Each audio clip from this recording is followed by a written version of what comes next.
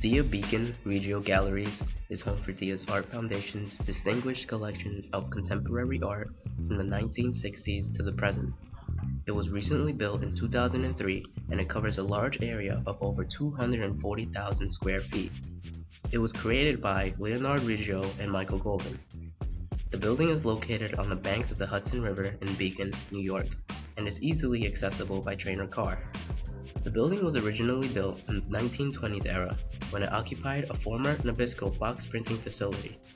The former administrative wing houses a bookstore, cafe, educational media facilities, and offices. Working together with artist Robert Irwin, the design team additionally added a new entry passage, site circulation, parking, and landscape for the museum's exterior surroundings. The museum is well known for going through the conversion of the occupation of the building itself, but it has proved to be perfect for these two different functions. The building has very immense spaces for Dia Art Foundation's renowned permanent collection of art. It has been developed in a manner where it optimizes the natural light with the minimum use of material resources. The natural light makes it ideal for the purpose of this museum, and it only adds a positive effect towards the works of art throughout the entire building. This natural light comes through high windows and makes it perfect for the large pieces of art that are displayed. Because of the lack of limitations due to the immense size of the museum, it has given the possibility of these very large pieces of art to be housed and maintained for its visitors. The art depicted in the museum includes famous artists such as Richard Serra and Andy Warhol. There are 25 artists, almost all of them people who in the 60s and 70s helped to create the language of contemporary art. In addition to its distinguished art collection, Dia Beacon presents temporary exhibitions and diverse public and educational programs. The Cooper-Hewitt National Design Museum is the only museum in the U.S. whose collection is solely focused on the history of design and its current practice. It is located on 5th Avenue and East 91st Street, part of New York City's famous Museum Mile. The museum is housed in the former residence of Andrew and Louise Carnegie. This 64-room mansion was built from 1899 to 1902, designed by the architectural firm of Babb, Cook & Willard in the comfortable style of a Georgian country home. The house is a fascinating study in innovative design.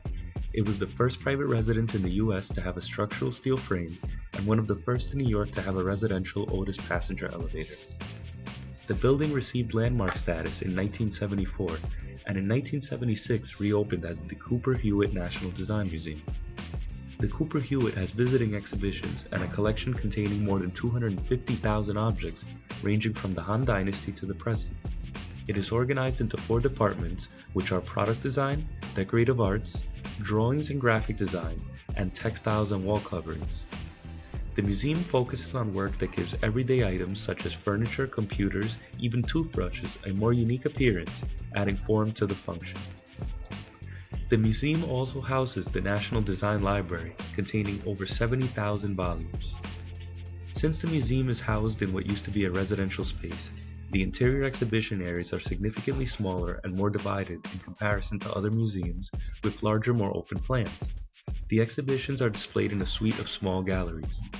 The smaller size and layout makes the space ideal for the small items and works that are on display and allows for proper division of the exhibitions throughout the 4 floors. The circulation once inside is controlled.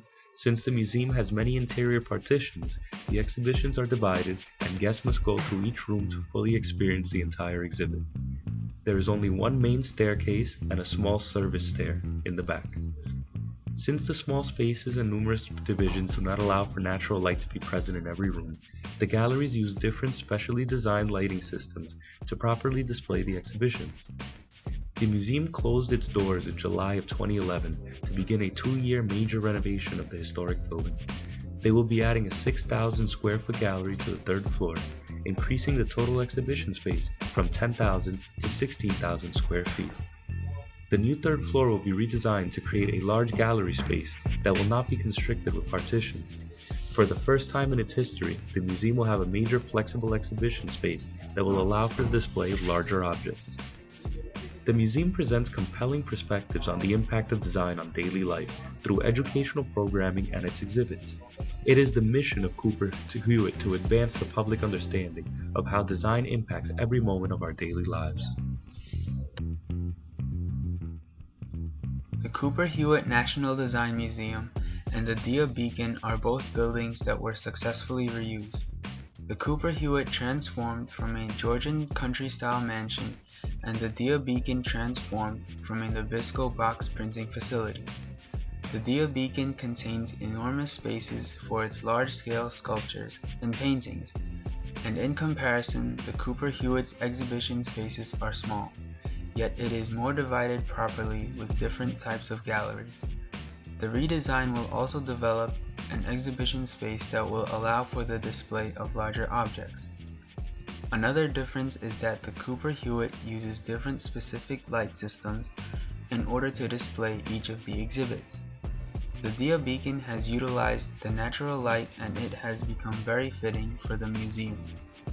Both museums use light and their given spaces in their separate advantage, which makes both museums outstanding in their own way.